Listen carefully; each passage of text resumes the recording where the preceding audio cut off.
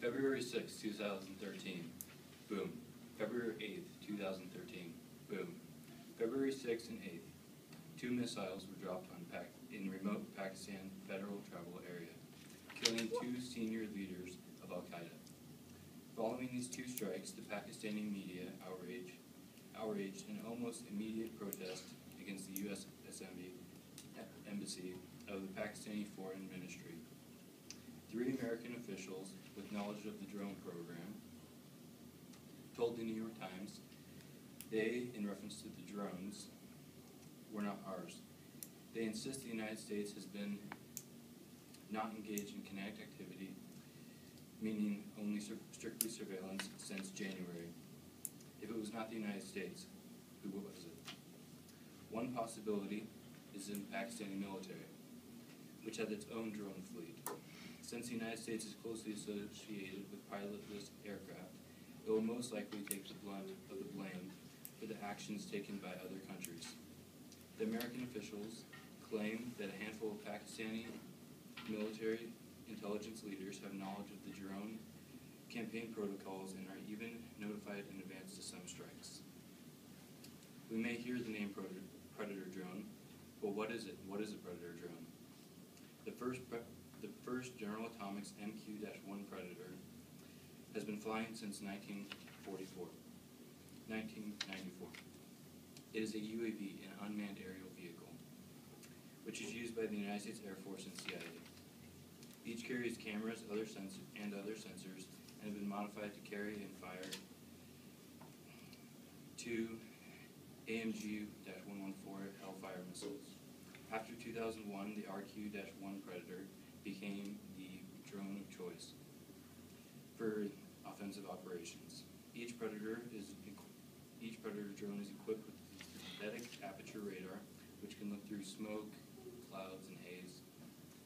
Also a laser designator, which allows the remote pilot to identify targets for other aircraft, and its own AMG Hellfire missile. Each drone with its infrared camera has the capability of identifying a heat signature of a human body from the altitude of 3 kilometers, making it ideal for search and rescue. Flight time is not limited by the pilot. Resultingly, the longest flight lasted 40 hours and 5 minutes, and adding up the time of all Predator drone flight time, it's been over, as of April 2010, is over 1 million hours of flight time. Equipping the Predator drone with the Hellfire anti-armor missiles results in a silent attack, since the missiles are supersonic, striking the target before they hear it.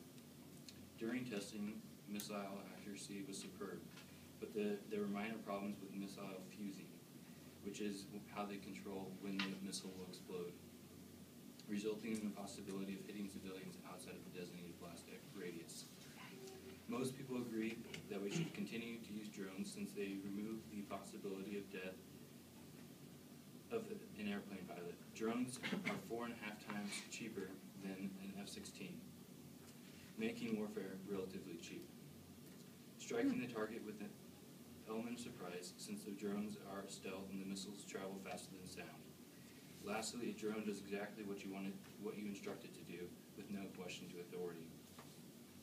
I think these are all great points, but demonstrating valid scenarios why we want to use and continue to use Predator drones. Yet I think we should remove the missiles from the drones bag of tricks. Since the drones are programmed, they have no way to question authority. Resultingly, if the person in control of the drone,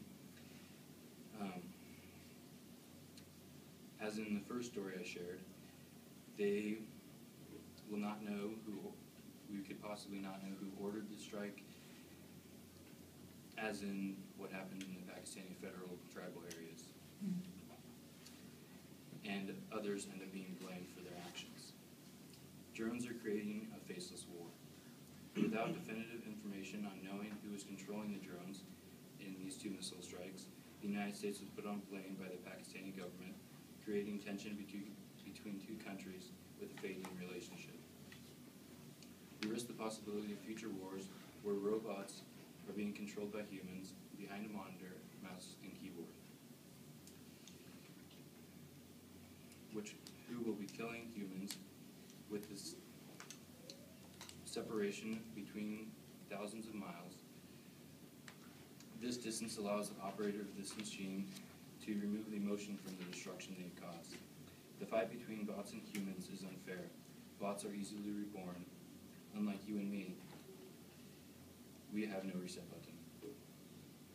With little to no restriction on the use of predator drones, there is nothing in the way of stopping the military or political leader to use drones as a hitman, to silently do their bidding. As the use of drone strikes as it is out of control. In the United States alone, since 2004, 364 drone strikes have occurred in Pakistan. 312 have been under the direction of President Barack Obama. Now, I'm not saying that our president is a villain, but that the use of drone missiles is out of control. With more people learning about predator drones and what they are used for, I expect there to be a reduction in the number of offensive drones being produced and used in combat operations. This can be accomplished by the removal of currently equipped missiles on the drones and the return to using drones solely for surveillance. I want to raise awareness in the issue of misuse of predator drones in silent bombing operations. Once others know of the use of solely AI killing humans, the government will willingly disarm their drones and return them to what they were built for, surveillance.